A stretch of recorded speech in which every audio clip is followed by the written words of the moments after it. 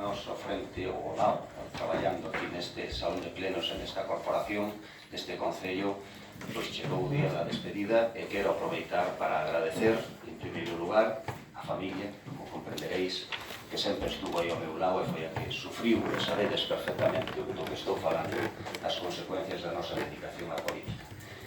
E despois a todos os compañeiros e compañeiras das distintas corporacións nas que eu participei desde o ano 99, son moitos anos, de todas as cores políticas que estuvemos aquí, de todos e de todas aprendí moito, dunes o que se debe de facer e doutros, ou mellor incluso o que non se debe de facer, tamén hai que aprendelo. E se algo non aprendín foi por culpa miña, porque tuve grandes maestros nos meus grupos e nos de enfrente.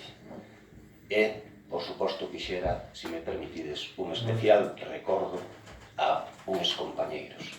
A un que afortunadamente todavía temos con nosotros, que é a Arcadio Silvosa, o cal estou convencido de que todos lle desexamos o mellor para que siga recuperándose e te mandamos unha forte aperta desde aquí.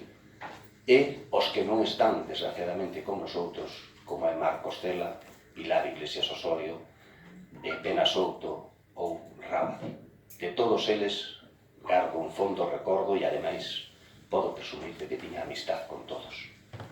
Os do meu grupo e os de frente, o cual, desde logo, para eles, para min, é unha honra. Para min, polo menos, a honra. Despois, quero agradecer, por suposto, a todos os empregados municipales, a todos e a todas, porque moitas veces, e sabémolo, sobre todo estando na oposición, cando lanzamos críticas ao goberno, dentro da nosa labor, detrás dese expediente que se fixo ou que non se fixo, hai unha persona. E esa persona suele ser un empregado público, un empregado municipal.